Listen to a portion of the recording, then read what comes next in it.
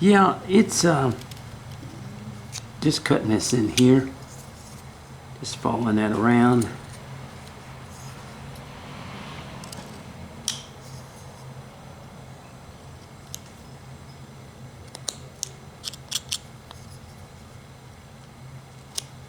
Yeah, everybody's doing Santa Clauses, and I thought, well, you know what, let's not do Santa Clauses.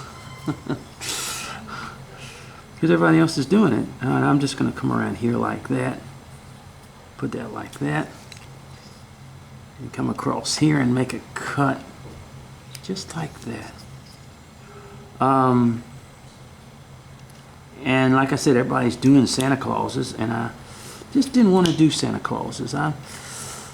I have done a lot of Santa Clauses over the years that I've carved, and if you go back to some of my videos, you will see that I have done Santa Clauses. But a lot of people think they're done too much. I mean, I listen to guys say, "Man, well, as long as we just don't have to watch any more Santa Clauses, you know." But I think Santa Claus during the Santa Claus videos are, a lot of people are trying to do Christmas things. But are they overdone? Sometimes, yeah, but who cares, you know? People enjoy them. That's good, you know? I'll go ahead and put the wrinkles in the...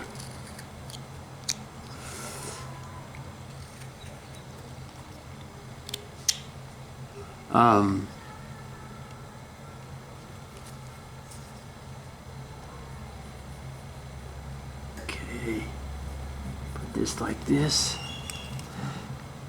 But Santa Claus videos are real popular during the Christmas season, of course.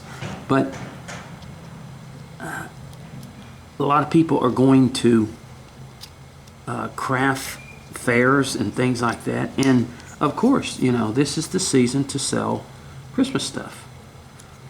And especially if you live up in places like Tennessee and things like that, it's extremely important to have Christmas stuff and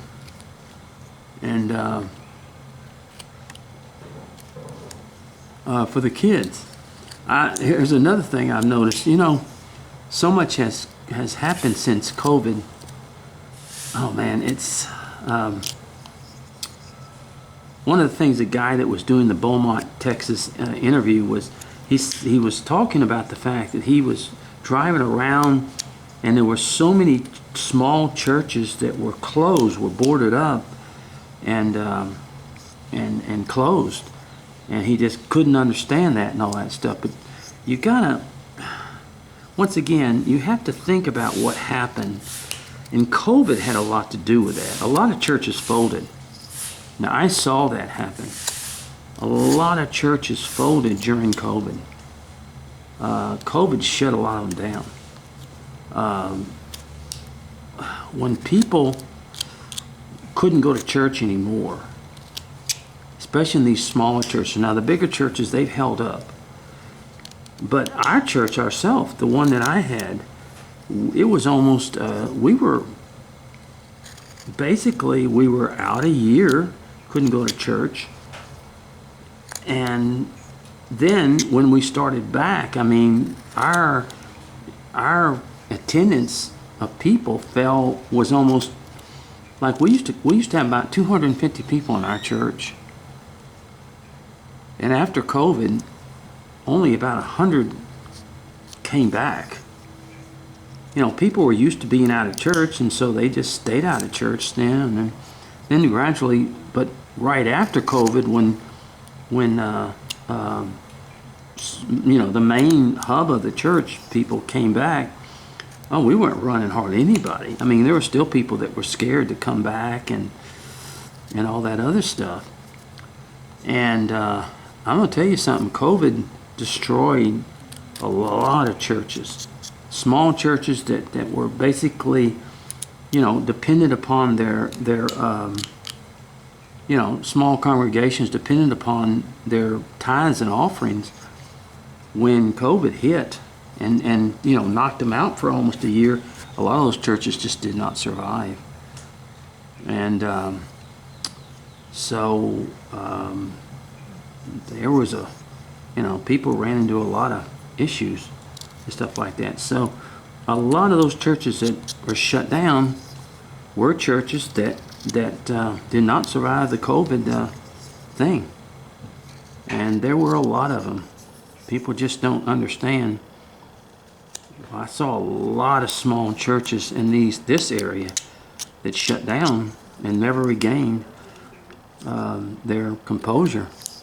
Because like I said, we lost half of our congregation because of COVID. And no matter how you feel about COVID, and no matter how you feel whether it was right or wrong shutting things down, it hurt. It hurt our church. It hurt a lot of churches. And it destroyed a lot of businesses that never regained themselves. And so he was talking about that. He wasn't talking about COVID. He was just talking about the churches being closed. And that is one of the reasons a lot of them were. Because some of them just never regained their composure after COVID. They just didn't. They never got back on their feet. And there was a lot of businesses like that. We just, we didn't know. There were several small businesses I know that didn't make it because they couldn't keep their rent up. They couldn't keep their stuff during COVID because people weren't buying or people wouldn't go out or whatever. So we can say what we want to, but it hurt a lot of people. So a lot of that, you just have to, I've lived down here 70 years, you have to see what happened. And so a lot of that went on. All right, we're getting pretty good shape here. Here's our little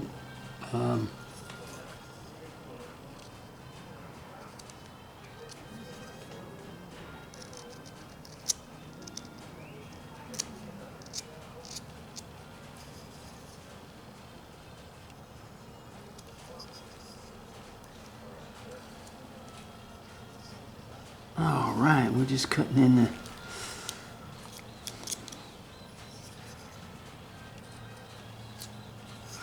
now we're gonna do a little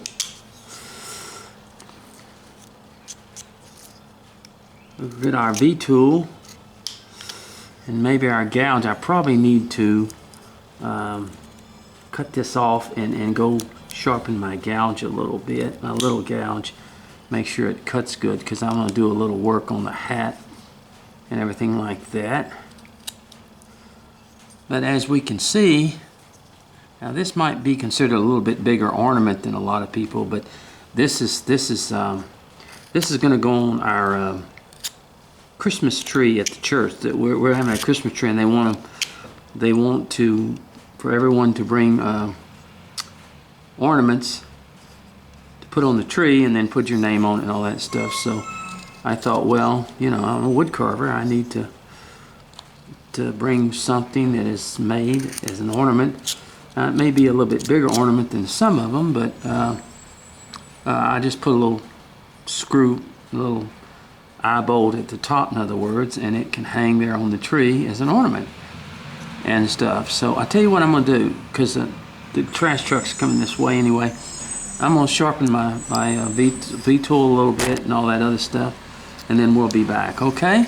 All right, I'll be back with you. God bless.